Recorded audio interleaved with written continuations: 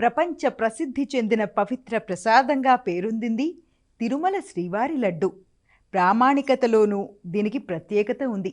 భౌగోళిక గుర్తింపు పొంది నాణ్యతకు పెట్టింది పేరుగా ఖ్యాతిగాంచింది. భక్తులు మెచ్చింది, బాగా ఇష్టపడేది కావడంతో ఇటీవల లడ్డూ విక్రయాల్లో సరికొత్త రికార్డులు నమోదవుతున్నాయి. మరి ఆ రికార్డులేమిటి? అంతగా విక్రయాలు పెరగడానికి కారణాలేమిటి? అబ్బో, ఇక్కడ కేజీ చీరలు కొంటే అర కేజీ చీరలు ఫ్రీ అంట. Mangalya shopping mall. కేజీల్లో సేల్, టన్నుల్లో ఆనందం. దేవుడి ప్రసాదాల్లో ఒక్కో ప్రసాదానికి ఒక్కో ప్రత్యేకత ఉంది. లడ్డు ప్రసాదాల్లో తిరుమల లడ్డు మాత్రం చాలా ప్రత్యేకం.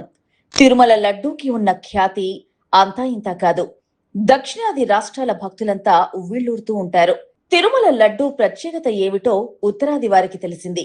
విదేశాలకు వెళ్లినా అక్కడ స్నేహితులకు పంచేందుకు తిరుమల లడ్డూని వెంటబెట్టుకుపోతున్నారంటే తిరుమల లడ్డూకి ఉన్న ప్రాధాన్యత అలాంటిది. మరి తిరుమల లడ్డూకి సంబంధించిన పుట్టు పూర్వోత్తరాలకు పెద్ద చరిత్రే ఉంది. 15వ శతాబ్దంలో శ్రీవారికి నైవేద్యంగా వడ ఇచ్చేవారు. ఆ తర్వాత బూందీ ప్రవేశపెట్టగా ఆ తర్వాత లడ్డుగా రూపుదిద్దుకుంది. కాలక్రమేణా లడ్డూకి ప్రత్యేక గుర్తింపు వచ్చింది. తిరుమల లడ్డు ఈ నెలలోనే జన్మోత్సవం, పుట్టినరోజు జరుపుకుంది. ఆగస్టు 2, 1715న శ్రీవారికి మొదటిసారిగా లడ్డూ ప్రసాదం ప్రారంభమైంది. అంటే తిరుమలలో లడ్డూ ప్రసాదానికి 311 ఏళ్లు నిండాయన్నమాట. మొట్టమొదట్లో బూందీ రూపంలో, అంటే మనోహరం రూపంలో నైవేద్యం సమర్పించేవారు.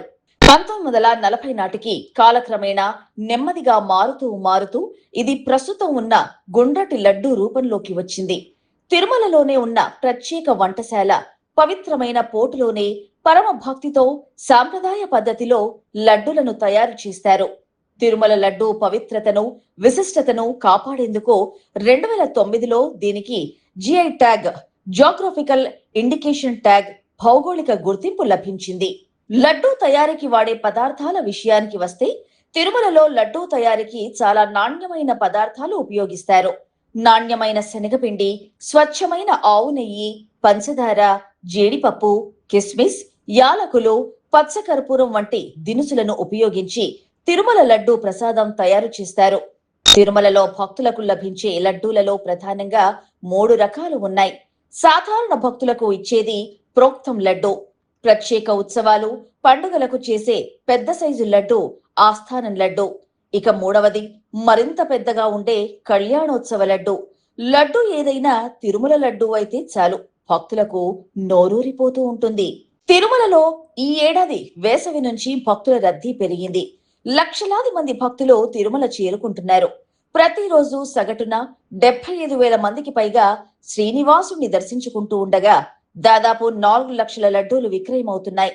లడ్డూల విక్రయాలకు సంబంధించి తాజా గణాంకాలు చూస్తే చాలా ఆశ్చర్యమేస్తుంది. 4 నెలలుగా శ్రీవారి దర్శనానికి వస్తున్న భక్తుల రద్దీకి అనుగుణంగా లడ్డూల విక్రయాలు పెరిగాయి. గడిచిన 4 నెలల్లో 4,90,99,781 లడ్డూలను టీటీడీ భక్తులకు విక్రయించింది. అంటే రోజుకు 4.5 లక్షల నుంచి 5 లక్షల చొప్పున లడ్డూలు తయారు చేస్తోంది టీటీడీ. వేసవిలో భక్తుల రద్దీ నేపథ్యంలో అందుకు అనుగుణంగా లడ్డూల తయారీని టీటీడీ పెంచడంతో పాటు భక్తులకు కోరిన లడ్డూలు అందించేలా ఏర్పాట్లు చేసింది. గత 4 నెలల లడ్డూల విక్రయాలకు సంబంధించిన గణాంకాలు చూస్తే సరికొత్త రికార్డు నమోదైందని చెప్పుకోవాలి. ఈ ఏడాది ఏప్రిల్లో 1.11 కోట్లు, మే నెలలో 1.21 కోట్లు, జూన్లో 1.26 కోట్లు, జులైలో అత్యధికంగా 1,30,00,000 లడ్డూలను భక్తులు కొనుగోలు చేశారు. కిందట ఏడాది వరకు 2024 జులైలో 1.4 కోట్లు, 2025 జులైలో 1.24 కోట్ల లడ్డూలను విక్రయించారు. ఈ ఏడాది అత్యధికంగా లడ్డూలు విక్రయించి రికార్డు సృష్టించింది తిరుమల తిరుపతి దేవస్థానం. ఇక ఈ నెలలో ఇంతవరకు లడ్డూల విక్రయాలను పరిశీలిస్తే 1వ తేదీ 4.73 లక్షలు, 2వ తేదీ 3.95 లక్షలు, 3న 3.85 లక్షలు, 4న 4.9 లక్షలు, 5న 4.24 లక్షల లడ్డూలు విక్రయమయ్యాయి. 6వ తేదీ 4.54 లక్షల లడ్డూలను భక్తులు కొనుగోలు చేశారు. 7వ తేదీ శుక్రవారం కూడా దాదాపు 4.5 లక్షల లడ్డూలు విక్రయమయ్యాయి. మొత్తం మీద తిరుమల లడ్డు ప్రసాదంపై భక్తులకు అంతకంతకు మక్కువ పెరుగుతోంది. నాణ్యత, రుచిలో తిరుమల లడ్డూకు ఉన్న ప్రత్యేకత వల్ల విక్రయాలు క్రమంగా పెరుగుతూ ఉన్నాయి. తిరుమల శ్రీనివాసుడు భక్తితో పాటు ప్రసాదం అంటే ఆసక్తిని పెంచుతున్నాడు.